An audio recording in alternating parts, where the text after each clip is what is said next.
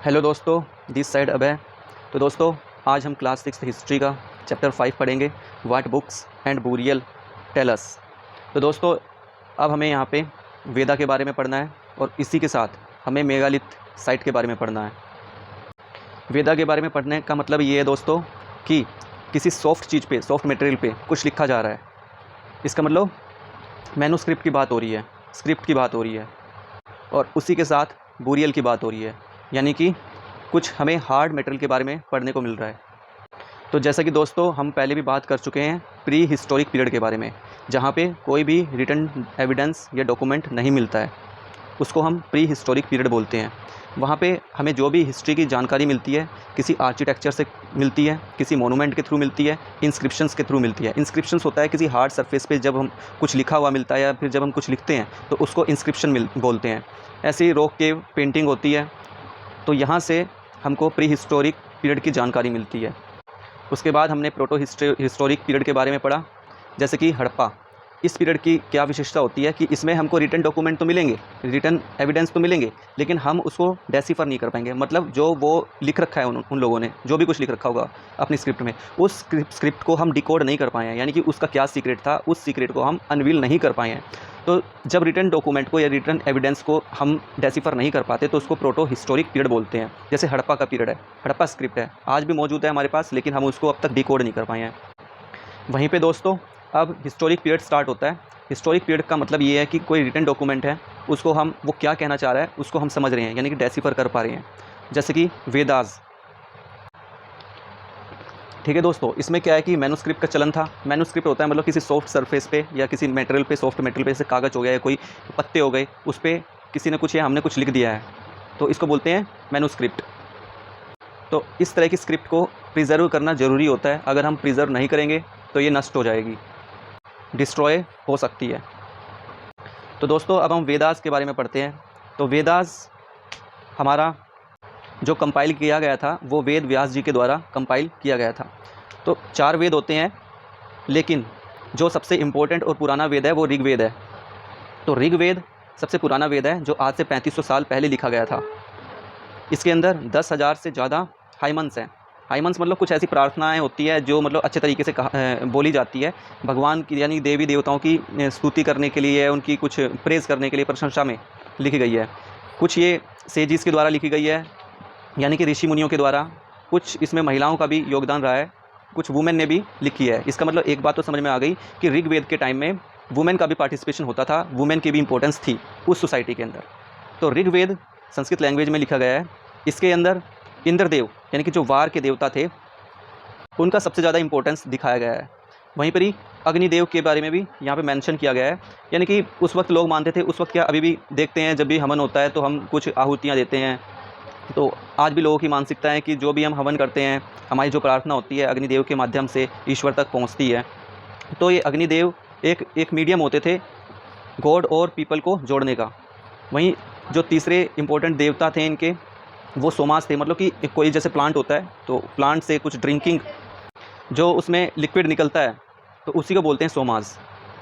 तो दोस्तों इसके अंदर ऋग्वेद के अंदर कुछ रिवर का नाम मेंशन किया गया है। ये इंपॉर्टेंट रिवर हैं, जैसे कि Saraswati river, Indus river, Ganga river, Sutlej river, Yamuna river and Beas river. तो ऋग्वेदिक पीरियड के अंदर इन रिवर्स का नाम भी मेंशन है। इस चैप्टर के अंदर बेसिकली ऋग्वेद को सबसे ज़्यादा इंपॉर्टेंस दी गई है, लेकिन इसके बाद भी 3 वेद और होते हैं। ऋग्वेद के बाद आया सामवेद। सामवेद का मतलब ये हो गया कि इसका मतलब म्यूज़िक से है, यानी कि हमारे पास कुछ शब्द हैं, उन शब्दों को हमने आपस में जोड़ा और बहुत ही अच्छे तरीके से एक लय के अंदर उसको गा दिया, एक म्यूज़िक बना दी। तो यही बताता है सामवेद। सामवेद ऋग्वेद से 500 साल बाद कंपाइल किया गया था, यानी कि आज से 3000 साल पहले। अब ऋग्वेद में हमको पता था इंद्रदेव को सबसे ज़्यादा इंपॉर्टेंस दी जाती थी, लेकिन सामवेद में अग्नि देव को सबसे ज़्यादा इंपॉर्टेंस दी जाती थी, फिर इंद्रदेव को दी जाती थी, फिर सोमदेव को दी जाती थी। सामवेद के बाद आता है यजुर्वेद। यजुर्वेद के अंदर वर्शिप मतलब प्रार्थना कैसे करनी है, रिचुअल्स कैसे करने हैं, मंत्र कैसे उच्चारण करने हैं, इनका सबका कलेक्शन था, इसके बारे में बताया गया है। ये भी सामवेद के साथ ही 3000 साल पहले ही कंपाइल किया गया था। इसमें कुछ इंपॉर्टेंट देवी देवता थे, जैसे कि सविता, इंद्र और अग्नि। जो लास्ट वेद था यानी 4th वेद, वो था अथर्ववेद। इसको ब्रह्म वेद भी बोला जाता है।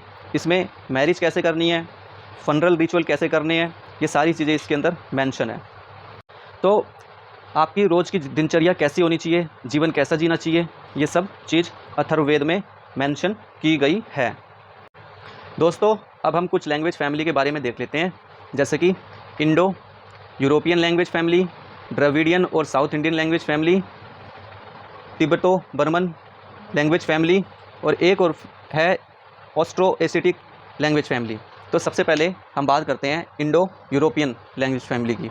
इसमें जैसे कि जो भी यूरोपियन लैंग्वेज है, ग्रीक, स्पेनिश, फ्रेंच, इंग्लिश, और इसके साथ जो संस्कृत भी है, ठीक है। क्योंकि जब ये आर्य लोग आए थे, उसके बाद ही वेद को कंपाइल किया गया। वेद की लैंग्वेज थी संस्कृत। ऐसा बोला जाता है कि जो वेद बनाए हैं वो आर्यों ने बनाए हैं, और आर्यों का जो इनिशियल प्लेस बताई गई है वो सेंट्रल एशिया बताई गई है। तो हो सकता है कल्चर इन्फ्लुएंस की वजह से जो संस्कृत लैंग्वेज है वो इन्हीं सब लैंग्वेज से कनेक्टिविटी करती है। तो यहाँ पे भी यही मेंशन है कि जो संस्कृत है वो इंडो यूरोपियन लैंग्वेज का एक पार्ट है, हिस्सा है। अब वहीं बात करते हैं ऑस्ट्रो एशियाटिक फैमिली की, यानी कि अगर हम सेंट्रल इंडिया की बात करें तो यहाँ पे ये लैंग्वेज बोली जाती है, जैसे कि मध्य प्रदेश, छत्तीसगढ़, झारखंड, उड़ीसा। अब बात करते हैं द्रविडियन लैंग्वेज की, जैसे कि तमिलनाडु में बोली जाती है, तेलुगु तेलंगाना और आंध्र प्रदेश में बोली जाती है, कन्नड़ कर्नाटका में बोली जाती है, मलयालम केरला में बोली जाती है। अब तिब्बतो बर्मन फैमिली को देख लेते हैं। ये तिब्बत एरिया में, नेपाल वाले एरिया में, भूटान के एरिया में, और जो हमारे इंडिया के नॉर्थ ईस्ट स्टेट हैं, अरुणाचल प्रदेश, असम, नागालैंड, मणिपुर, मिजोरम, ये इन एरिया में जो लैंग्वेज बोली जाती है वो बिलोंग करती है तिब्बतो बर्मन फैमिली से। तो दोस्तों, अब हम थोड़ा आगे चलते हैं और कैटल, हॉर्स एंड चैरियट्स की बात करते हैं। चैरियट्स का मतलब रथ जो होते हैं, ठीक है। तो मान लो एक राजा है। राजा पावरफुल कैसे बनेगा? जब वो वार करेगा, जब वो कुछ सेक्रीफाइस करवाएगा, यज्ञ वगैरह करवाएगा, जब उसके पास अपनी कुछ आर्मी होगी, जब उसके पास टैक्स आएगा, या उसके पास खाने का इतना होगा कि वो अपनी आर्मी को अच्छे से रख सकता है, खुद रह सकता है, अपना एडमिनिस्ट्रेशन अच्छे से चला सकता है। और मान लो कि अभी राजा है, वार हो गई है, ठीक है, लड़ाई झगड़ा हो गया है, राजा को कोई एक टेरिटरी जीतनी है, कोई एक एरिया है वो जीतना है, तो उसके लिए वार करेगा और वार करने पे वो टेरिटरी वो जीत लेता है। तो अब उस टेरिटरी के अंदर जितने भी नेचुरल रिसोर्स है, ठीक है, चाहे वो ह्यूमन हो, चाहे वो लैंड हो, चाहे वो कैटल हो, ठीक है, चाहे कोई कुछ भी हो, मिनरल्स हो, अनाज हो, तो सब वो कैप्चर कर लेगा। जब कैप्चर कर लेगा तो इसका मतलब वो वेल्थी हो जाएगा, उसके पास इतने ज़्यादा रिसोर्स हो जाएंगे। तो जब वेल्थी हो जाएगा तो वो पावरफुल भी हो जाएगा, उसके पास अपनी आर्मी होगी, उसके पास सही अच्छी मात्रा में खाना पीना होगा, जिससे उसको या उसकी आर्मी को एनर्जी मिलेगी। वो सेक्रीफाइस करवाएगा, यज्ञ वगैरह करवाएगा। तो ऐसा ही उस टाइम पे भी होता था। तो राजा कोई एक टेरिटरी को जीतता था, वहाँ के जो काफ़ी ज़्यादा संख्या में नेचुरल रिसोर्स अपने पास रखता था, कुछ पार्ट उसका प्रिस्ट को दे देता था और कुछ अपनी प्रजा में बांट देता था लोगों में, जिससे उनका जो राज्य है वो सुचारू रूप से काम कर सके, लोग प्रजा राजा की प्रशंसा कर सके। लेकिन वहाँ पे भी कुछ कंडीशंस थी। राजा को ऐसे ही नहीं कोई कि मतलब ये राजा बन गया तो इसका बेटा भी राजा बन जाएगा, उसका बेटा भी राजा बन जाएगा, ऐसा नहीं होता था ऋग्वैदिक पीरियड में। ऋग्वैदिक पीरियड में राजा को चूज़ किया जाता था उसकी दक्षता के आधार पे कि कितना कैपेबल राजा है, क्या ये ब्रेव है, क्या ये वॉरियर है, लड़ सकता है, जीत सकता है। तो वहाँ पे कई सारे लोग होते थे जिनमें भी ये प्रतिभा होती थी, टैलेंट होता था, तो उसको एक लीडर बनाया जाता था, किंग बनाया जाता था। किंग के पास एक असेंबली होती थी, वो किंग को बताती थी अगर मान लो कहीं पे वार करना है, लड़ाई झगड़ा करना है, तो उसका कैसे प्लान करना है, कैसे प्लान तैयार करना है, कैसे स्ट्रेटेजी बनानी है। तो वो असेंबली राजा की मदद करती थी। मान लो कहीं पे पीस स्टेबल करना है किसी रीजन के अंदर, तो वो पीस, वो शांति वहाँ पे किस तरीके से आ पाए, किस तरह से वहाँ पे लॉ और ऑर्डर मेंटेन किए जाएंगे, किस तरह से वहाँ पे जो लोगों की समस्या है उसको सुनी जाएगी, किस तरह से उसको रिड्रेस किया जाएगा, यानी उस समस्या का समाधान किया जाएगा। तो ये असेंबली राजा की मदद करती थी और उस असेंबली के अंदर वुमेन भी पार्टिसिपेट करती थी। इसका मतलब क्या था कि उस वक्त वुमेन का रोल जो था असेंबली के अंदर, सोसाइटी के अंदर, तो काफ़ी इंपॉर्टेंट रोल था। तो दोस्तों अब आगे चलते हैं। वर्ड टू डिस्क्राइब पीपल, तो कुछ ऐसे वर्ड थे उस वक्त जो बोले जाते थे। तो लैंग्वेज दे स्पीक, उस वक्त भी कुछ ऐसे लोग होते थे जो संस्कृत बोलते थे, कुछ ऐसे लोग होते थे जो अपनी प्राकृत लैंग्वेज बोलते थे, लोकल लैंग्वेज बोलते थे। कुछ लोग तो लोकल वहीं के होते थे, कुछ लोग बाहर से आज आके बस जाते थे, जिसको माइग्रेशन या इमिग्रेशन बोलते हैं। कुछ लोग एक स्थान से दूसरे स्थान पे जाते हैं, कुछ लोग दूसरे स्थान से एक स्थान पे आते हैं। इस तरह वो अपने प्लेस को चेंज करते रहते हैं।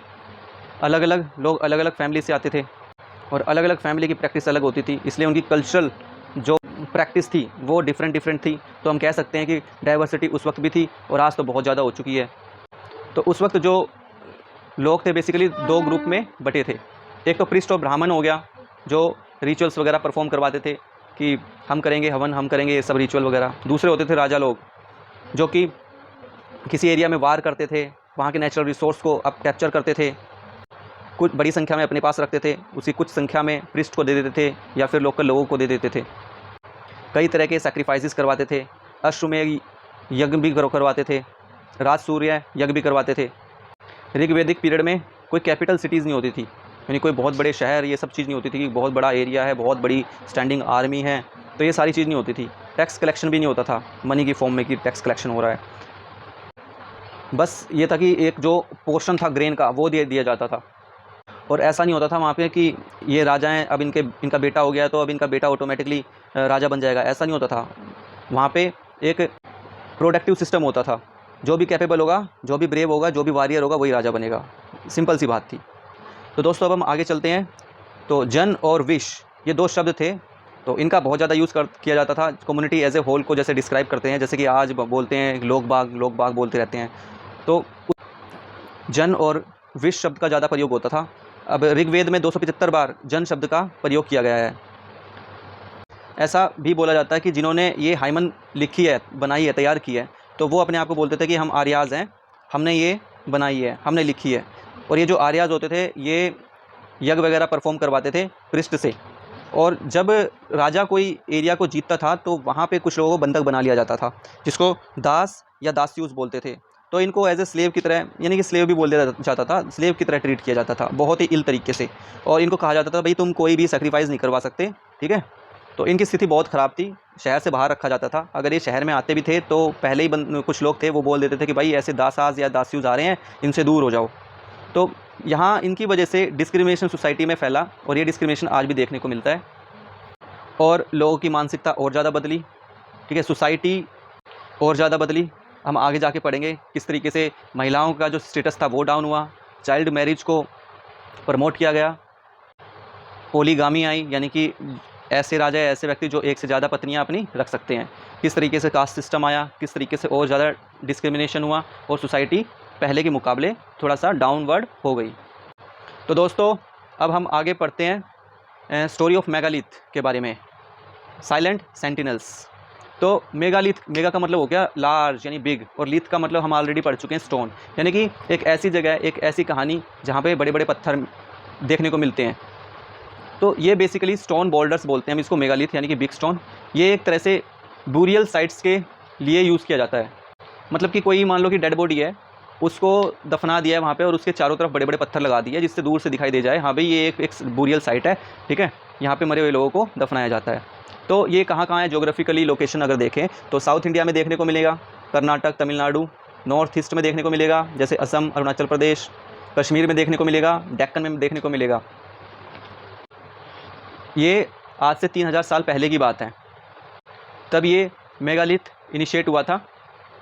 और उन्हीं दिनों आयरन एज भी देखने को मिलती है। आयरन एज मतलब कि हमको आयरन के मटेरियल बहुत ज़्यादा देखने को मिला था, ठीक है। उसकी वजह से वीपन्स में बने, यानी कि मान लो कि कोई आयरन का मटेरियल धरती से निकला, खुदाई चल रही है, ठीक है, वहाँ पे कोई आयरन के मटेरियल निकल गए, अब वहाँ पे उसको एक शेप दे देंगे तो वो एक वीपन बन जाएगा।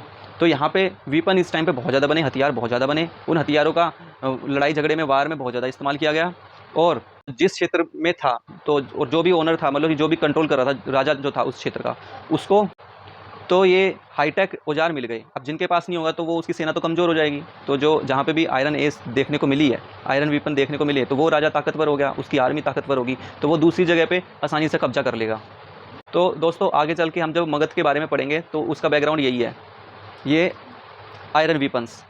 और जब आपके पास एक हार्ड औजार रहेगा आयरन जैसा, तो आप जंगलों को जल्दी से साफ़ करोगे, तेज़ी से जंगल साफ़ होते रहेंगे, ठीक है। वहाँ पे एग्रीकल्चर स्टार्ट होगी तो प्रोडक्टिविटी बनेगी, हमको खाने को अनाज मिलेगा। जब इंसान को खाने को अनाज मिलेगा तो उसके अंदर ताकत आएगी, जब ताकत आएगी तो उसका जो लाइफ स्पैन है, लाइफ साइकिल है, वो बढ़ेगी, वो बीमार भी कम रहेगा।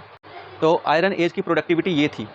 तो दोस्तों स्टोन बोल्डर्स जो होते थे एक सर्कल की फॉर्म में लगा दिए जाते थे। तो इस वक्त जो पॉट्स मिलते थे हमको रेड एंड ब्लैक वेयर के पॉट्स देखने को मिले, जिसके अंदर मैं ऑलरेडी बता चुका हूँ, या तो कोई ग्रेन स्टोर कर दिया जाता था या फिर डेकोरेशन के लिए यूज़ किए जाते थे। इसके अलावा भी खाना बनाने या उसमें खाना खाने के लिए भी इस तरह के पॉट्स का यूज़ किया जाता था। तो स्टेप क्या थे ब्यूरियल्स के?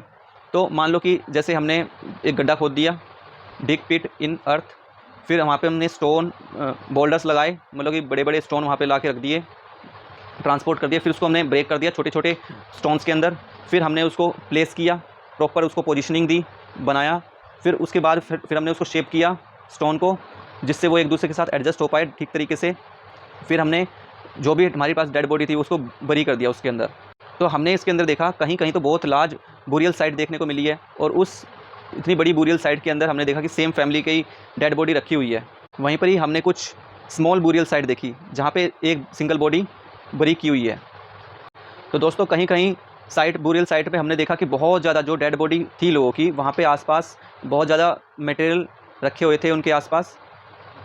जब आर्कियोलॉजिस्ट ने एक्सकेवेट किया, यानी कि आसपास खुदाई करी, तो देखा कि और भी कई सारे मटेरियल, और वो ऐसे मटेरियल थे जैसे कि ग्रेन्स हो गए, एनिमल्स हो गए, इस तरह के, मतलब कि जो इस्तेमाल में आ सकते हैं किसी इंसान के। क्योंकि उस वक्त लोगों की ये मानसिकता थी कि इस दुनिया के बाद जिस भी दुनिया में जाएंगे ये मरने के बाद, तो हो सकता है वहाँ पे इनको इन सब चीज़ों की ज़रूरत पड़े, खाने की, पानी की, जानवरों की। तो इसलिए ये सोच के लोग वहाँ पे बरी कर देते थे एनिमल्स की भी या फिर किसी दूसरे मटेरियल की, कि इनको किसी तरह की समस्या ना हो। तो दोस्तों इनाम गाँव महाराष्ट्र में सिचुएटेड है, और देखो यहाँ पे डिफरेंट बॉडी देखने को मिली है, यानी कि डेड बॉडी देखने को मिली है डिफरेंट पोज में। यही है क्रॉस लेग पोजीशन, ये पेल्विक बोन है। आगे पता चलेगा ये मैं यहाँ पे क्यों दिखा रहा हूँ। जैसे मान लो गंगा नदी है, गंगा नदी की ट्रिब्यूटरी हो गई यमुना, तो इसी तरीके से भीमा की जो ट्रिब्यूटरी है वो होगी रिवर घोड़। तो दोस्तों यहाँ पे डेड बॉडी भी देखने को मिली है। यहाँ पे जो डेड बॉडी थी वो ग्राउंड में ब्यूरिड की हुई है, ठीक है। इसमें जो वो डेड बॉडी का हेड है वो नॉर्थ की तरफ देखने को मिला है, और जो फुट है, पैर है, वो साउथ की तरफ। तो आज भी कईयों के मुँह से आपने सुना होगा कि भाई उत्तर दिशा की तरफ सर रख के मत सो, अपशगुन होता है, नेगेटिविटी होती है। तो वहीं पर ही इनके आसपास फूड भी देखने को मिला है, और वाटर भी किसी चीज़ में रखा मिला है। अब यहाँ पे एक ऐसा आदमी है जिसको ब्यूरिड किया हुआ है बहुत बड़े घर में, और एक घर है जो ये इसमें 5 कमरे हैं, एक क्ले का जार रखा हुआ है, और एक ग्रेनरी भी है। ये जो डेड बॉडी है ये क्रॉस लेग पोजीशन में है, यानी कि इसके जो पैर हैं आपस में क्रॉस पोजीशन में है। अब इनाम गांव के अंदर हमें सीड्स भी देखने को मिले हैं, एनिमल की बोन्स भी देखने को मिली है, और कुछ फ्रूट्स भी देखने को मिले हैं एक्सकेवेशन के दौरान। तो दोस्तों अब आगे बढ़ते हैं और थोड़ा सा स्केलेटल के बारे में देख लेते हैं। स्केलेटल एक बोन का स्ट्रक्चर होता है, वो ह्यूमन का भी हो सकता है, ह्यूमन बोन स्ट्रक्चर, वो एनिमल के बोन स्ट्रक्चर हो सकता है, वो बर्ड्स का भी हो सकता है, ठीक है। और यहीं पर ही कुछ ऐसी डेड बॉडी मिली है जिसमें ज्वेलरी मिली है, मतलब उस डेड बॉडी में गले में, कान में, हाथों में ज्वेलरी देखने को मिली है। तो जो आर्कियोलॉजिस्ट थे वो ऐसा अनुमान लगा रहे हैं कि ये किसी महिला का स्केलेटन है। तो ये थोड़ा सा डिफ़िकल्ट हो जाता है कि ये किसी मैन का है वुमेन का। तो एक तो ये तरीका हो गया, हाँ भी उस डेड बॉडी के अंदर डेड बॉडी से ज्वेलरी मिली है, और दूसरा हो गया एक पेल्विक एरिया से भी पता लगा लेते हैं कि पेल्विक एरिया क्या होता है, थोड़ा सा वुमेन में वाइड हो जाता है, ठीक है, जबकि मैन में क्या होता है, थोड़ा कम वाइड होता है। तो थोड़ा ये डिफरेंस होता है किसी स्केलेटन को आइडेंटिफाई करने के लिए, ये मैन का है या वुमेन का है। अब फाइनली चाइनीज़ कंटेस्ट के बारे में देख लेते हैं। तो ये आज से 3500 साल पहले की बात है, यानी कि बीसी में बात करूं तो आज से 1500 बीसी पहले की बात है, ठीक है। देखो क्या होता है, एक रेफरेंस पॉइंट ले लेते हैं 2000 साल, जो बर्थ ऑफ ईसा मसीह है उनको एक रेफरेंस पॉइंट ले लेते हैं। तो 2000 साल पहले उनकी बर्थ हुई, तो रेफरेंस पॉइंट मान रखा है, वहीं से ये बीसी बनती है, वहीं से एडी आती है। तो एनसीईआरटी में डायरेक्ट दे रखा है 3500 ईयर एगो। तो यहाँ पे चाइना में फर्स्ट ऐसा एविडेंस मिला था, रिटन एविडेंस, जिसमें एनिमल बोन पे कुछ लिख देते थे, ओरेकल बोन होती थी वो, ठीक है। फिर उसको आग में जला देते थे, आग में जला दिया, उसके बाद क्या होता था, हीट की वजह से, प्रेशर की वजह से वो थोड़ी सी क्रैक हो जाती थी। क्रैक होने के बाद वहीं पर ये फॉर्च्यून टेलर बंदे होते थे कुछ, जो मतलब कि भविष्य के बारे में बताते थे। जैसे कि आज के ज़माने में ये समझो कि कुंडली देख के बताते हैं, हाँ भाई आपके फ्यूचर में ये होने वाला है, ये वाले ग्रह ऐसे आ रहे हैं, ऐसे आ रहे हैं, ठीक है। तो वो उस क्रैक बोन को देख के बताते थे कि क्या फ्यूचर रहेगा, ठीक है, तो वो फ्यूचर प्रेडिक्ट करते थे। तो इस चैप्टर में बस इतना ही है, तो नेक्स्ट चैप्टर जल्दी लेकर आऊँगा। तो दोस्तों जल्दी मिलते हैं।